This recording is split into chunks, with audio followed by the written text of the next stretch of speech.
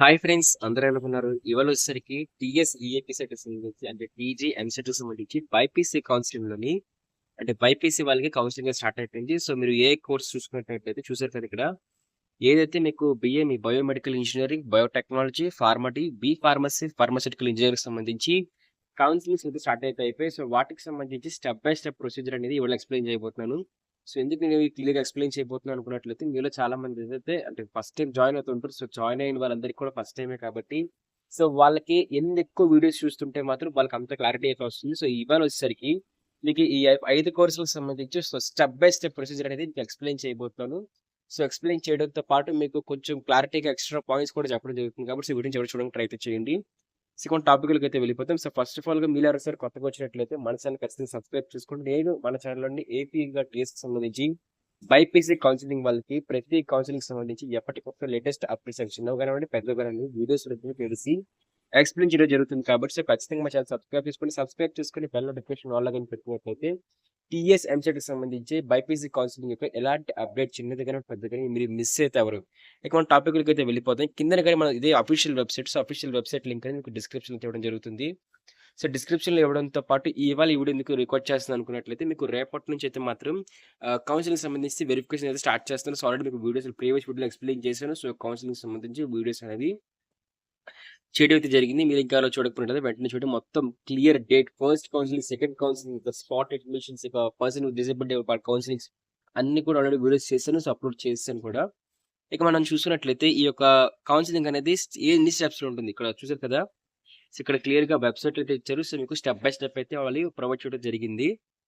So ఇక counselling అనేది first వచ్చేసరికి మీరు ఫీజ్ పేమెంట్ అనేది చేస్తారు. సో వీళ్ళు ఇంకా ఎవరైనా చేయకపోయినట్లయితే వెంటనే పైకెళ్ళి చేయండి. ఆల్రెడీ మీకు ఫీజ్ పేమెంట్ అనేది చేసుకోవడానికి డేట్స్ రిలీజ్ చేశారు. సో ఫీజ్ పేమెంట్ అనేది చేసుకోవాలి. మీరు స్లాట్స్‌ని చూసుకొని మీరు ఫీజ్ పేమెంట్ అనేది చేసుకోవాలి. సో మీరు ఎవరైనా చేసుకోకపోయినట్లయితే వెళ్లి చేసుకోండి. ఇప్పటికే చాలా సీట్స్ అనేవి ఫిల్ అయితే అయిపోయి సో ఆల్రెడీ మీకు డేట్ చెప్పాను. కాకపోతే మీకు ఏంటంటే ఆ ప్రాసెస్ మొత్తం ఎక్స్‌ప్లెయిన్ చేయలేదు. ఎందుకంటే చేసుకోగలరు కదా అని చెప్పేసి నేను వీడియో అయితే చేయలేదు. సో మీరు ఇంకెవరైనా చేసుకోకపోయినట్లయితే వెంటనే పైకెళ్ళి చేసుకోండి. మీరు ఒక డేట్ అనేది ఫిక్స్ ఫస్ట్ వచ్చేసరికి పే ప్రాసెసింగ్ ఫీజ్ ఆన్‌లైన్ అని చెప్పి అయితే వస్తుంది. సో మీరు ఫస్ట్‌గా మీరు పేమెంట్ అనేది చేయాలి. సో ఫస్ట్‌గా మీరు ఏం చేయాలి? ఫీజ్ పేమెంట్ అయితే చేసుకోవాలి. సో ఇక్కడ చూసారు కదా 19 అంటే రేపు ఓకేనా? ఆల్రెడీ స్టార్ట్ అయిపోయింది అనుకోండి. కాకపోతే డేట్ చూసినట్టయితే మీకు రేపు రేపటి నుంచి అయితే మాత్రం 19/10/2024, 22/10/2024 మీకు ఏదైతే మీకు 5 కోర్సులకు సంబంధించి ప్రాసెసింగ్ ఫీజ్ అంటే అప్లికేషన్ ఫీజ్ అనేది తీసుకోవడం జరుగుతుంది. సో ఫీజ్ పేమెంట్ అనేది జరుగుతుంది.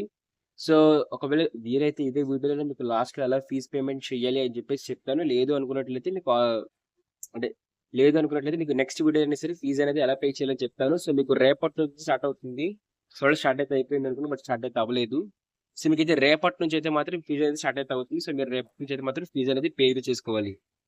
ఇక మీకు ఫీజ్ పేమెంట్ సంబంధించి లాస్ట్ డేట్ 22 సో 22 అక్టోబర్ కల్లా కూడా ఎవరైతే బైపీసీ స్టూడెంట్స్ ఎవరైతే ఉన్నారో so B pharmacy, pharma D ఇంకా ఈ కౌన్సిలింగ్ సంబంధించి ఫీజ్ పేమెంట్ అనేది చేసినట్లయితే మీకు ఈ 5 కోర్సులకు సంబంధించి మీరు ఫీజ్ పేమెంట్ చేసేస్తే మీకు అంటే స్లాట్ అయితే మీరు బుక్ అయిపోతుంది. సో ఆ డేట్స్‌లో మీరు వెళ్ళి సర్టిఫికేట్ వెరిఫికేషన్ చేయించుకుంటారు. సో మీకు అర్జెంట్‌గా సర్టిఫికేట్ వెరిఫికేషన్ చేయించుకోవడం. సో ఫస్ట్ స్టెప్ ఏంటి? సో మీరు ఫీజ్ పే చేస్తారు. ఫీజ్ పే చేసిన తర్వాత ఇక్కడ స్లాట్ బుకింగ్ ఉంటుంది. సో ఇక్కడ స్లాట్ బుకింగ్ అంటే పలానా తారీఖు రోజు పలానా తారీఖులో మీరు స్లాట్ బుకింగ్ అనేది చేసుకుంటారు. ఇక అటెండ్ సర్టిఫికేట్ వెరిఫికేషన్ మీరు ఏ రోజైతే స్లాట్ బుక్ చేసుకున్నారో సో స్లాట్ బుక్ చేసుకున్న రోజు మీరు ఆ ఫీజ్ పేమెంట్ చేసిన తర్వాత అక్కడికైతే వెళ్ళి అక్కడ మీరు సర్టిఫికేట్ వెరిఫికేషన్ అనేది పూర్తి చేసుకుంటారు. సో సర్టిఫికేట్ వెరిఫికేషన్ పూర్తి అయిపోయిన తర్వాత క్యాండిడేట్ అనేది వాళ్ళు ఏంటంటే మీకు అక్కడ అంటే ఎన్ని సర్టిఫికేట్ వెరిఫికేషన్ అయిపోయాయని చెప్పేసి ఒక సర్టిఫికేట్ అంటే వెరిఫై అయిపోయి సంబంధించిన ఒక లిస్ట్ అయితే ఇస్తారు. సో అందులో వచ్చేసరికి మీరు అంటే సర్టిఫికేట్స్ వెరిఫై అయిపోయి చెప్పేసి లిస్ట్ ఇస్తారు. దాంతో పాటు క్యాండిడేట్ రిజిస్ట్రేషన్ అయితే ఉంటుంది. సో ఇక్కడ క్యాండిడేట్ రిజిస్ట్రేషన్‌లో ఏంటంటే మీకు సర్టిఫికేట్ వెరిఫికేషన్ అయిపోయిన తర్వాత వాళ్ళు ఏంటంటే మీకు ఎస్ఎంఎస్ రూపంలోని మీకు ఒక క్యాండిడేట్ ఐడీ, పాస్వర్డ్ అయితే పంపించడం జరుగుతుంది. సో లేకపోతే మీకు క్యాండిడేట్ ఐడీ పంపిస్తారు. క్యాండిడేట్ ఐడీ మీకు పంపించడం తర్వాత మీరేంటంటే మీరు పాస్వర్డ్ సెట్ చేసుకోవడం లేకపోతే పాస్వర్డ్ సెట్ చేసి పంపించడం జరుగుతుంది. ఇక మీరు ఏదైతే పాస్వర్డ్ అయితే సెండ్ చేస్తారో సో ఒకవేళ మీరు పాస్వర్డ్ సెండ్ చేసిన తర్వాత మీరేంటంటే అక్కడ మీరు ఆప్షన్ ఎంట్రీ అంటే మీకు ఇక్కడ వెబ్ ఆప్షన్స్ అనేవి పెట్టుకోవడం జరుగుతుంది. మీరు లాగిన్ అయిపోతారు. లాగిన్ అయిపోయిన తర్వాత లిస్ట్ ఆఫ్ కాలేజెస్ చూపిస్తుంది. సో మీకు ప్రతి కోర్సుకి సంబంధించి లిస్ట్ ఆఫ్ కాలేజ్ చూపిస్తారు. సో లిస్ట్ ఆఫ్ కాలేజ్‌లో మీకు నచ్చిన కాలేజెస్‌ని వెబ్ ఆప్షన్స్‌లో ఫస్ట్ ఆర్ సెకండ్ లాస్ట్ పెట్టుకోవడం జరుగుతుంది. ఇక ప్రింట్ లాస్ట్ మీకు ఏవైతే మీరు కాలేజ్ పెట్టుకుంటారో సో కాలేజ్ పెట్టుకున్న తర్వాత ఆ కాలేజెస్ అన్ని కూడా మీరు లాస్ట్‌లో ప్రింట్ తీసుకుంటారు. సేవ్ కొట్టేసి ప్రింట్ తీసుకుంటారు. మీకు స్టార్ట్ అయినప్పుడు నేను క్లియర్‌గా స్టెప్ బై స్టెప్ చెప్పడం జరుగుతుంది కాబట్టి సో ఎప్పుడైతే మీరు క్లియర్‌గా అలా ప్రింట్ లాస్ట్ అంటే మీరు ఏవైతే కాలేజెస్ పెట్టుకున్నారో, ఆ పెట్టుకున్న కాలేజ్‌కి సంబంధించి లిస్ట్ అనేది సేవ్ చేసుకుంటారు. సో, ఆ తర్వాత మీరు లాగౌట్ అయితే అయిపోతారు. సో, లాగౌట్ అయిపోయిన తర్వాత ఏంటి ప్రొసీజర్ అని చూసుకున్నట్లయితే, సో, మన డేట్స్ ఏంటి ఇక్కడ certificate verification for already solved book cancel అని చెప్పేసి సర్టిఫికేట్ వెరిఫికేషన్ అయిపోతుంది. మీకు సర్టిఫికేట్ వెరిఫికేషన్ చెప్పాను కదా! So, freezing of web options మీకు ఈ ప్రాసెస్ ఇందాక చెప్పిన ప్రాసెస్ మొత్తం అవ్వడానికి మీకు 25 టైమ్ అయితే తీసుకుంటుంది. ఇక్కడ డేట్స్ ఇవి ప్రతి ప్రాసెస్ సంబంధించి అంటే సర్టిఫికేట్ వెరిఫికేషన్‌కి డేట్స్ 21-23 ఆన్‌లైన్ పేమెంట్‌కి 19-22 ఇక వెబ్ ఆప్షన్స్ అనేవి చూసుకున్నట్లయితే మీకిక్కడ 25థ్ లోపు అయితే వెబ్ ఆప్షన్స్ అయితే ఇవ్వాలి. మీకు ఆన్‌లైన్‌లో అవి 21st నుంచి అవైలబుల్‌గా అయితే ఉంటాయి వెబ్ ఆప్షన్స్ అనేవి. సో, ఇచ్చిన తర్వాత ఎప్పుడైతే మీరక్కడ చెప్పిన లాగౌట్ అయితే అయిపోతారో సో, వెబ్ ఆప్షన్స్ ఇచ్చేసి మీకు సీట్ అలాట్‌మెంట్ అనేది 28థ్ అయితే వస్తుంది. సో, 28థ్ అయితే సీట్ అలాట్‌మెంట్ డౌన్‌లోడ్ చేసుకుంటారు. యూనివర్సిటీ ఫీజెస్ ఏమన్నా పే చేయాలనుకున్నట్లయితే అక్కడ పే చేయమంటే పే చేస్తారు. So, official వెబ్‌సైట్‌లోని. సో, ఆ తర్వాత వచ్చేసరికి మీరు దానికి సంబంధించిన పేమెంట్ ఆఫ్ ట్యూషన్ ఫీస్ ఇంకా సెల్ఫ్ రిపోర్టింగ్ త్రూ వెబ్‌సైట్. అంటే ఇక్కడేంటంటే మీరు ఫస్ట్ కౌన్సెలింగ్‌లోని ఏంటంటే ఎప్పుడైతే మీకు సీట్ అలాట్‌మెంట్ వస్తుందో సో, వాళ్ళు పలానా డేట్ అయితే ఇస్తారు. సో, అంటే ఇక్కడ 28-30 ఇచ్చారు కదా!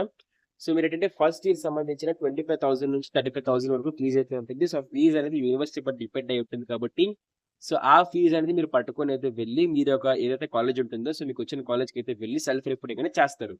సో, ఈ విధంగా అయితే మాత్రం మీరు సెల్ఫ్ రిపోర్టింగ్ అయితే చేస్తారు. సో, సెల్ఫ్ రిపోర్టింగ్ చేసిన తర్వాత మీ అడ్మిషన్ అనేది కన్ఫర్మ్ అయితే అవుతుంది. అడ్మిషన్ కన్ఫర్మ్ అయిపోయిన తర్వాత మీకు క్లాసెస్ మొత్తం కండక్ట్ చేస్తారు.